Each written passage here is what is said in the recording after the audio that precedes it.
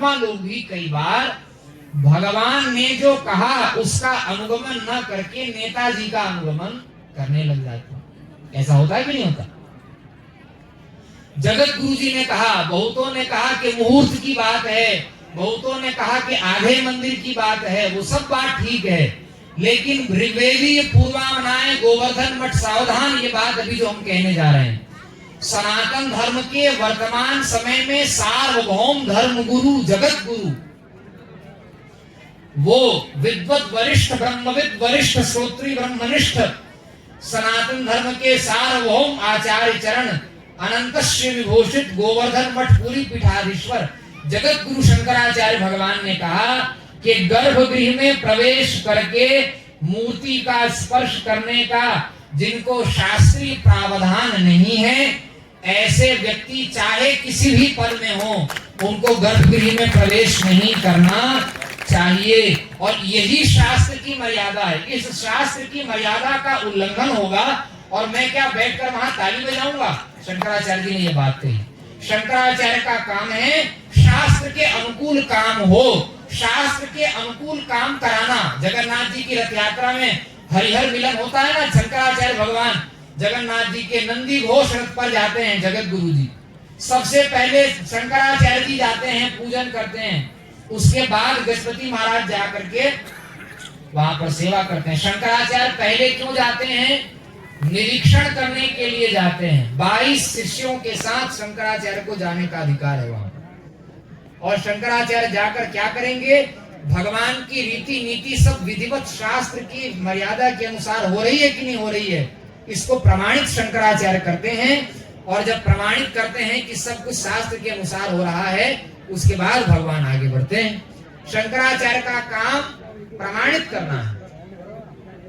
शंकराचार्य का काम शास्त्र के विरुद्ध दो लोग चलने वाले हैं, और शास्त्र के विरुद्ध चलने वाले कोई राजा महाराजा क्यों न हो, संत महात्मा क्यों न हो, शास्त्र के विरुद्ध चलने वाले लोगों की बात मानना शंकराचार्य का काम नहीं, शास्त्र की बात कहना शंकराचार्य का काम है। शास्त्र योनित्वात् तस्मात् शास्त्रम प्रमाणम ते कार्या कार्य व्यवस्थितौ। शास्त्र ही प्रमाण है। देव पितृ मनुष्याणाम वेद चक्षु सनातनः। जो लोग जिनके पास में शास्त्र की दृष्टि नहीं है वे अंधे हैं। वो बाहर से भले ही कितना बढ़िया देख रहे हो, जिनके पास शास्त्र के नेत्र नहीं है वे अंधे हैं। और ऐसे अंधे लोगों का अनुगमन करने वालों का विनाश होता है। उपनिषद कह रहा है अंधे नेव नियमाना यथांधाः। अंधे के पीछे अंधा चलेगा, एक अंधा खाई में गिरेगा तो उसके पीछे सारे अंधे खाई में गिर जाएंगे। इसलिए शास्त्र ही नेत्र है। वेद चक्षु सनातनः। वेद ही चक्षु हैं, शास्त्र ही चक्षु हैं। और ध्यान से सुनिए 2-4 बातें। पूरे मीडिया तंत्र ने, बिकाऊ मीडिया तंत्र ने और नासमझ मीडिया तंत्र ने, कुछ लोगों ने नासमझी में और कुछ लोगों ने समझ बूझ कर जी के भक्त हैं क्या? राम जी कौन है? वेद धर्म रक्षक सुनु भ्राता। जिस वैदिक धर्म की रक्षा के लिए भगवान राम का अवतार हुआ, वे भगवान राम, उनके नाम पर ही वेद की मर्यादा को तिलांजलि दिया जा रहा है और सब लोग सर हिला रहे हैं। तो विचार करने की आवश्यकता है कि हम धन के लोभी हैं, हम धन के भक्त हैं, रुपया कौड़ी के भक्त हैं, पद प्रतिष्ठा के भक्त हैं, सम्मान के भक्त हैं, मीडिया में छाने के व्यामोह के भक्त हैं, या राम जी के भक्त हैं। इसका विचार होना चाहिए। आप राम जी के भक्त हुए या किसके भक्त हुए? इसलिए जो भगवान राम के सिद्धांत की रक्षा करेगा वही राम जी का भक्त है, और शास्त्र की रक्षा करने वाला ही वास्तव में राम की रक्षा करने वाला है, राम जन्मभूमि की रक्षा। एक बात कह करके बात विराम करते हैं। नल और दमयंती का आप लोग चरित्र सुनिए। इस बात को बहुत सूक्ष्म बात कह रहे हैं। दमयंती जंगल में महाराज फंस गई और जंगल में एक अजगर दमयंती के शरीर को निगलना चाहता था।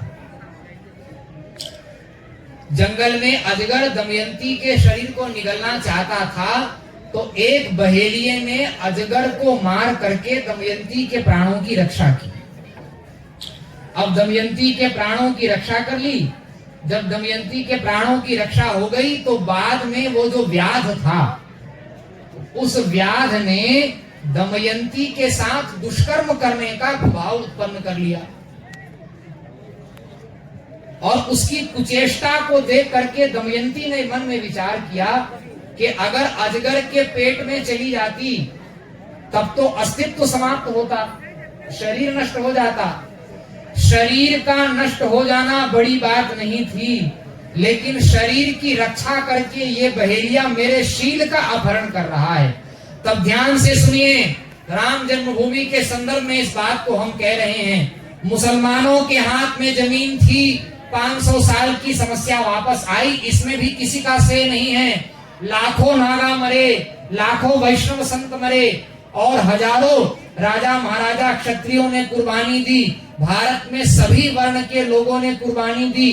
शंकराचार्यों ने जिस समय देश में भाजपा, कांग्रेस, राष्ट्रीय स्वयंसेवक संघ, किसी का जन्म जब देश में नहीं हुआ था, उस समय से शंकराचार्य इसकी लड़ाई लड़ रहे हैं। जिन संत महापुरुषों ने इसके लिए झगड़ा किया और कोर्ट में 100 दिन की बहस चली, जिसमें 60 दिन मुसलमानों ने और 40 दिन हिंदुओं ने पक्ष रखा। उस 40 दिन के पक्ष में 24 दिन तक तो केवल शंकराचार्य के वकील ने ही पक्ष रखा। सारी भूमिका संतों की, सारी भूमिका महात्माओं की, उन सबको बैक गियर में डाल करके नेताजी के सर में ताज जा रहा है। इससे हमको कोई सिरदर्द नहीं है। आप खूब ताज पहनिए, लेकिन उसके नाम पर आप शास्त्र की तिलांजलि नहीं दे सकते। ध्यान से सुनिए, दमयंती का वह चरित्र जो मैंने दृष्टांत के रूप में प्रस्तुत किया, अब इसको अयोध्या राम जन्मभूमि में दृष्टांतिक के रूप में घटाना आवश्यक है।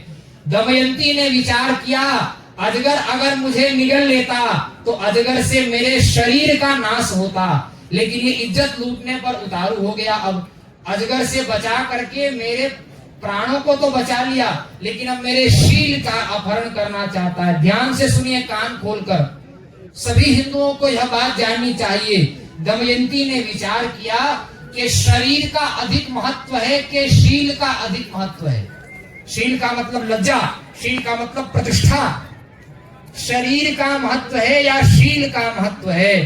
तब उसने विचार किया कि शील से रहित, शील से च्युत हुए, शील से गिरे हुए शरीर का कोई महत्व नहीं होता।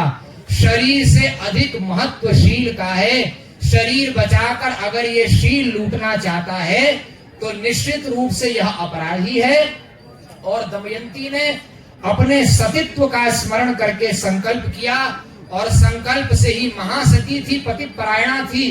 अपने सतीत्व के प्रभाव से दमयंती ने उस बहेलिया को, उस व्याध को उसी क्षण जला करके भस्म कर दिया, राख कर दिया। इसलिए कान खोलकर सुन लीजिए, संतों ने ही राम जन्मभूमि के अस्तित्व की, स्थान की रक्षा की है। कथनचित आप इसका अहंकार कर रहे हैं कि आपने अस्तित्व की रक्षा की, तो कान खोलकर सुनिए, अस्तित्व से ज्यादा महत्व आदर्श का होता है।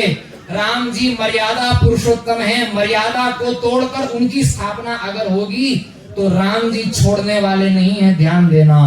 राम जी सेकुलर नहीं है।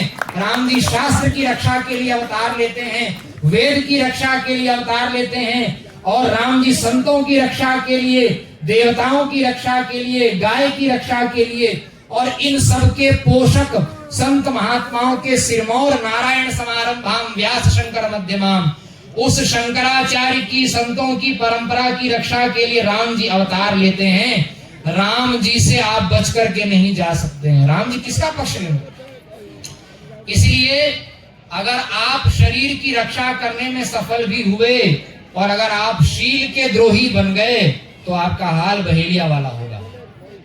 अगर आप अस्तित्व को बचाने वाले हैं लेकिन आदर्श को छोड़ रहे हैं तो कान खोलकर सुन लीजिए, स्वर्णाक्षरों में इसको लिख लीजिए, अस्तित्व का महत्व है लेकिन आदर्श विहीन, आदर्श से रहित अस्तित्व का कोई महत्व नहीं है। आदर्श की रक्षा की बात शंकराचार्य कर रहे हैं। शंकराचार्य को स्थापना करने का व्यामोह नहीं है।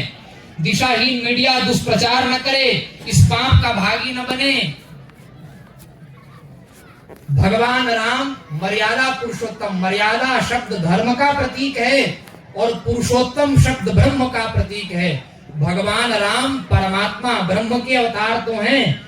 रामो विग्रहवान धर्मः, राम केवल ब्रह्म के नहीं, राम धर्म के भी अवतार हैं और ब्रह्म धर्म और ब्रह्म दोनों के युग्मावतार, पूर्णावतार, परात्पर परब्रह्म परमेश्वर भगवान राम हैं। वो वेद की रक्षा करने वाले हैं। राम जी के नाम पर वेद के विरुद्ध चलने का साहस दुस्साहस कोई न करे, भगवान राम क्षमा नहीं करेंगे। और शंकराचार्य जी ने केवल एक बात कही है कि मर्यादा की सीमा में सब जाएं, प्रधानमंत्री जाएं, मुख्यमंत्री जाएं, राज्यपाल जाएं, गर्भगृह में प्रवेश और मूर्ति में प्राणों का आह्वान होने के बाद में उसका स्पर्श वे ही लोग करें जो उसमें अधिकृत हैं। बाकी लोग अपनी अध्यक्षता करें, बाहर से बढ़िया घृत का दीपक जला करके, विशाल दीपक जला करके और भगवान राम की महाआरती कर दें। इससे क्या होगा? करिए लोक मत साधु मत नृप नय निगम निचोरी, लोक मत की रक्षा भी हो जाएगी, साधु मत की, शंकराचार्य के मत की रक्षा हो जाएगी। शंकराचार्य का अपना अलग से कोई मत नहीं है। राजमत, आपके मनोभाव की रक्षा भी हो जाएगी। और नृप नय निगम निचोरी, निगम का जो सिद्धांत शंकराचार्य, इससे क्या होगा? करिए लोक मत साधु मत नृप नय निगम निचोरी, लोक मत की रक्षा भी हो जाएगी, साधु मत की, शंकराचार्य के मत की रक्षा हो जाएगी। शंकराचार्य का अपना अलग से कोई मत नहीं है। राजमत, आपके मनोभाव की रक्षा भी हो जाएगी। और नृप नय निगम निचोरी, निगम का जो सिद्धांत शंकराचार्य ने कहा, वेदादि शास्त्रों ने कहा, उस स्पर्शा स्पर्श के वैदिक सिद्धांत की रक्षा भी हो जाएगी। ये जो हमने बात कही, ये सबके कल्याण के लिए है, सबका भला हो, कोई हमारा शत्रु नहीं है। शंकराचार्य न भाजपा के हैं, न कांग्रेस के हैं, न किसी पार्टी के हैं। शंकराचार्य की एकमात्र पार्टी है, उसका नाम है राम राज्य धर्म राज्य, उसी के स्थापक शंकराचार्य हैं। बाकी जो चूहे बिल्ली हैं वो उछल कूद मचाते रहते हैं, उससे कोई अंतर आने वाला नहीं है। 2 अरब वर्षों की यह परंपरा है। 1 अरब 97 करोड़ 29 लाख 49,126 25 वर्ष की यह परंपरा हो गई है। इसको कोई उखाड़ के फेंक नहीं सकता। और जो लोग ज्यादा से ज्यादा निंदा कर रहे हैं, बिना समझे बूझे मीडिया के द्वारा बहकाए गए जो लोग हैं वो निंदा कर रहे हैं, उनको मैं बहुत धन्यवाद देता हूं। वे गोवर्धन मठ पूरी पीठ के वर्तमान शंकराचार्य का इतिहास उज्जवल कर रहे हैं। धूर्त लोगों ने, नकली इतिहास लिखने वाले लोगों ने मुगल काल में शंकराचार्यों की अध्यक्षता में जब देश में तुर्कियों ने, फिरकियों ने, मुसलमानों ने, यवनों ने, म्लेच्छों ने, क्रिश्चियनों ने और मूर्ति भंजकों ने जब इस देश पर, सनातन संस्कृति पर कुठाराघात किया, उस समय इस देश के शंकराचार्य, इस देश के वैष्णवाचार्य, इस देश के नागा, इस देश के महंत, इस देश के मंडलेश्वर, इस देश के साधुओं ने जो अपने प्राणों की आहुति दी, धूर्त इतिहास लिखने वाले लोगों ने और सीबीएसई की एनसीईआरटी की पुस्तक में, हिस्ट्री की पुस्तक लिखने वाले लोगों ने साधुओं का, शंकराचार्यों का पूरा इतिहास चाट लिया, सारा इतिहास गोल कर दिया, गायब कर दिया। कहीं नहीं लिखा राम जन्मभूमि में ही केवल लाखों नागा मरे हैं। और दूर मत जाइए, जगन्नाथपुरी में भगवान का नागार्जुन भेष होता है। वो नागार्जुन भेष क्या है? मुगल काल में जब नागा सैनिकों ने भगवान जगन्नाथ के मंदिर की रक्षा की, चतुर्धा दारू विग्रह की रचना की, उसके स्मरण में उसी तिथि में भगवान का नागार्जुन भेष होता है। ये भारत का, ये पुरी का, ये द्वारिका का, ये काशी का, ये मथुरा का, ये अयोध्या का, ये हमारे 40,000 ध्वस्त हुए मंदिरों का स्वर्णिम इतिहास है। जहां हमारे संत खड़े हुए, लोहा लिया, वो सब चाट गए ये लोग। और आज भी वही होता। मैं धन्यवाद दे रहा हूं दिशाहीन मीडिया तंत्र को और नकली लोगों के आईटी सेल को, जो बार बार पुरी के शंकराचार्य जी को राम जन्मभूमि स्थापना का विरोधी सिद्ध कर रहे हैं। बहुत बहुत धन्यवाद। आप जितना ज्यादा विरोध करेंगे उतना अधिक आप इस बात को गड़ा गड़ा करके पत्थरों में लिख रहे हैं, आप अंकित कर रहे हैं भविष्य की पीढ़ियों के लिए। उनको याद रहेगा कि जिस समय शास्त्र के विरुद्ध कोई शासक चल रहा था, दक्षिणा के लोभी संत महात्मा जो बहुत से उनके चिट्टे बिट्टे बन करके उनकी जय जयकार करने लग गए, सोई रावण कह भई सहाई स्तुति करही सुनाई सुनाई, ऐसे जो लोग हो गए, उन चाटुकारों के चाटुकारी करने पर भी, शासक का धर्म विरुद्ध आचरण करने पर भी उस समय पुरी के शंकराचार्य जी ने शास्त्र की बात बिना डरे मुखर होकर के सिंह के समान गर्जना की।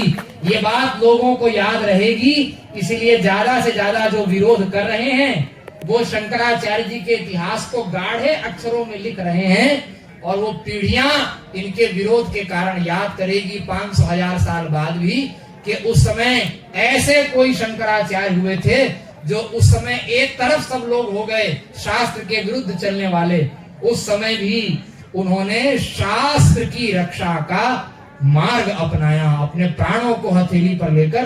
पुरी के शंकराचार्य का इतिहास उज्जवल होगा, उज्जवल है और उज्जवल रहेगा। और मैं भगवान से बारंबार प्रार्थना करता हूँ, यहाँ प्रतिष्ठित होने वाले भगवान रामलला से और सर्वव्यापक परमात्मा भगवान राम से यह प्रार्थना करता हूँ कि वे शासकों को सद्बुद्धि दें कि जहां तक उनकी सीमाएं हैं वहीं तक आगे बढ़ें। अपनी बाउंड्री का अतिक्रमण करके जब कोई नहाने लग जाता है नदी में तो डूबने की संभावना होती है ना, इसीलिए हम उनसे भगवान से प्रार्थना करते हैं कि वे शासकों को ऐसी सद्बुद्धि दें कि वे स्वयं भी डूबने से बच जाएं, और दिशाहीन मीडिया के माध्यम से जो लोगों को बहका रखा है वो बहकी हुई जनता भी, राजा अगर कोई प्रमाद करता है तो उसका दुष्परिणाम प्रजा को भी भोगना पड़ता। इसीलिए उस प्रमाद से जो क्लेश उत्पन्न हो सकता है, भगवान राम का स्थान हमको मिला, इस बात की अत्यंत प्रशंसा है। भगवान का मंदिर बना, इस बात की अत्यंत प्रशंसा है। जिन लोगों ने बनाया उन सब की खूब खूब खूब प्रशंसा है। लेकिन भैया आप कितना भी बढ़िया काम करें, गुण सागर नागर नरजोई, अलप लोभ भल कहीं न कोई। आप कितना बढ़िया भी गुणों का समुद्र हो, अगर थोड़ा भी लोभ आ गया तो वो थोड़ा लोभ आपके सारे गुण पर पानी फेर देगा। जो अमृत का घड़ा होता है ना, उस अमृत के घड़े में एक बूंद भी अगर विष आ जाए तो अमृत अपना स्वाभिमान रखता है, अमृत के घड़े में एक बूंद अपना अमृतत्व छोड़ देता है, पूरा विष बन जाता है। इसलिए अभी तक जो काम अमृत के समान हुआ उसमें मूर्ति प्रतिष्ठा में स्पर्श की मर्यादा शंकराचार्य ने, मैं फिर कह रहा हूँ, पुरी के शंकराचार्य ने जो कहा वो मूर्ति के स्पर्श की, गर्भगृह में प्रवेश की बात, उसमें शासक मनमानी न करे। शास्त्र के विरुद्ध चलने पर शंकराचार्य क्या करेंगे? अगर ये देखना ही आप चाहते हैं तो ताल ठोक कर जो करना है सो कर लीजिए, उसके बाद देखिए प्रमाण क्या निकलता है, परिणाम क्या निकलता है। नमः पार्वती पतये हर हर।